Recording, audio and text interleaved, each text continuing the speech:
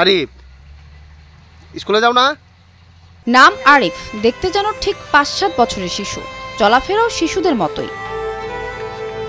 কিন্তু অবিশ্বাস্য হলেও সত্য যে তার বর্তমান বয়স ২১ বছর, তবে চেহারা ও গঠনে যেন ছোট্ট শিশুই রয়ে গেছে। বাড়ির অন্যান্য শিশুদের সঙ্গেই খেলাধুলা করে দিন কাটে তার। কখনো কখনো ঘরের এক কোণে খাটের উপর একা বসে থাকে আরিফ, কারোর সাথে কথা বলে না। মাঝে মধ্যে চোখের ইশারায় তার মাকে কি যেন বুঝায়। আরিফরা চলতে সমস্যা মনে নেই যাইতে কিছু যাইতে আইতে একটু বেসে বা হায়হানা করলে মনোরঞ্জন ফসাইয়া যেমন লাগে নিজে করতে পারে না। সমস্যা হইল তো আমি মা, সমস্যা নেই। বিরল রোগে আক্রান্ত আরিফ সুনামগঞ্জের মধ্যনগর উপজেলার বংশীকুণ্ডা দক্ষিণ ইউনিয়নের নোয়াগাঁও গ্রামের আব্দুল আওয়াল রাবেয়া খাতুন দম্পতির সন্তান। তাদের ৮ সন্তানের মধ্যে আরিফ সপ্তম। ৮ বছর আগে আরিফের বাবা মারা যায়। তার জিহ্বা ভারী থাকায় সব কথা স্পষ্ট করে বলতে পারে না। আগে তো বালাই সব বল আসছি, হয়তো এর কই আমার দুটা বাচ্চা হয়েছি, মেয়ে বাচ্চা হয়েছি জন্ম। এই দুলাই হ্যাঁ কি করছি আমরা তেল দিয়ে আমার বড় মেয়ে ভাত মাহায়া দিছি।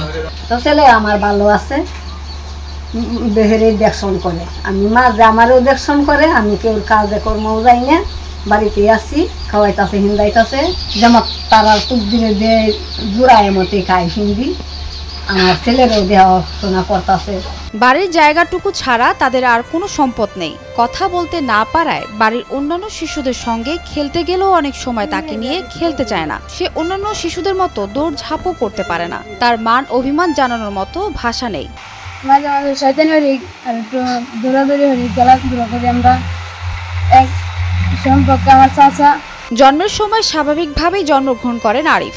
৪-৫ বছর বয়স পর্যন্ত সে অন্যান্য শিশুদের মতোই বেড়ে ওঠে। ৫ বছর বয়সের সময় একদিন সে ভাতের সঙ্গে চুলকানির ওষুধ মিশিয়ে খেয়ে ফেলে। এরপর তার পেট অস্বাভাবিকভাবে ফুলে যায়। পরে গ্রাম্য চিকিৎসকের পরামর্শে চিকিৎসা নিয়ে সুস্থ হলেও সে আর শারীরিকভাবে বড় হয়নি।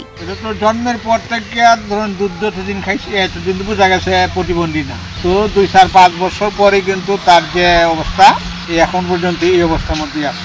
কথাবার্তা বলতে পারে, সমস্যা নাই। তুই যে হাঁটাছাড়া করতে গিয়া মনে করবেন এখন হাঁটাছাড়া করতে পারে।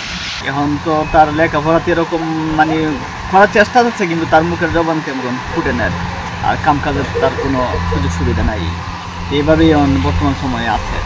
বংশীকুণ্ডা দক্ষিণ ইউনিয়ন পরিষদের প্যানেল চেয়ারম্যান আমানুল্লাহ বলেন, তার উন্নত চিকিৎসার জন্য সব ধরনের সহযোগিতা করা হবে। সানজানা তাবাসসুম, ভোরের কাগজ।